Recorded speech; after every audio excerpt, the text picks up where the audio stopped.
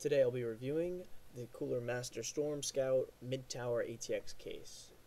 Feel free to pause this video and read through some of the specifications of this case.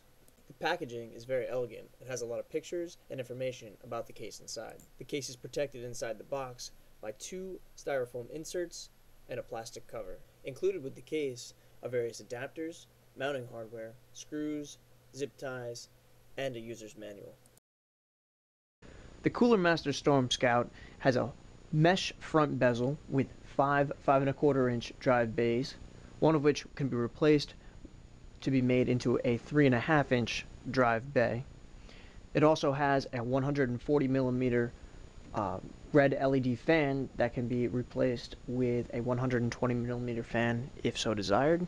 This case has a top-mounted input-output panel with 4 USB ports, a microphone jack, an HD audio jack, an external serial ATA port, power button, reset button, hard drive and power LEDs, and a button to turn on or off the red LEDs on the fans in the system. The top of the system has a rear-mounted 140mm fan that can be replaced with a 120mm fan. Note that this is not a red LED fan like the other two fans in the system. Also, it has a handle so it can be easily picked up and moved. The right side panel is fairly plain except for a slight extrusion that helps to allow cables to be routed behind the motherboard tray. The right panel is secured by 2 thumb screws that are easily removed,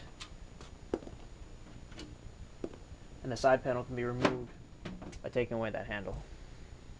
The system's fans and front input-output cables are all already neatly tucked away behind the motherboard tray. You'll also notice that there are multiple cable management holes and loops to allow you to pass your cables through to the back side of the motherboard tray and to secure them. Also notice that there's a large hole in the middle of the motherboard tray that allows access to a CPU cooler's retention bracket. The back of this case is a 120mm red LED fan that can be replaced by a 90 or 80mm fan. It also has 7 expansion slots, one of which currently has installed a Storm Guard security bracket. Also notice that this system uses a bottom-mounted power supply unit. The left side panel of this case is also extruded slightly, like the right side panel was. It has a clear side window. 2 optional 120mm fans can be installed and is secured by 2 thumb screws that are easily removed. The side panel can then be removed, pulling back on this handle. Inside the case, the 5¼ inch drive bays, the 3½ inch drive bays, and the add-on card slots are all toolless.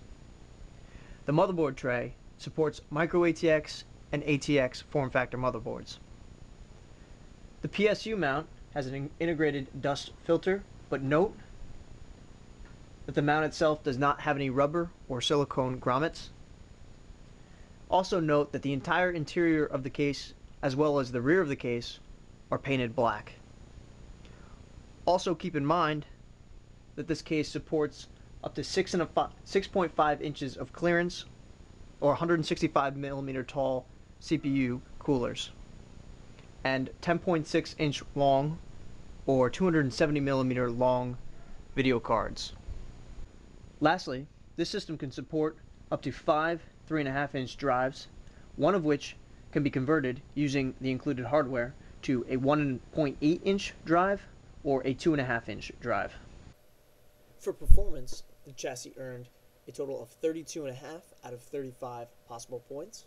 For reliability, a solid 24 out of 25. For noise and heat output, 12.5 out of 15. For features, 13.5 out of 15. For aesthetics, 9 out of 10. For extra credit, it earned an additional 2 points, giving it a total of 93.5 for an excellent rating. As always, let us know if you have absolutely any questions or comments, and thanks for watching.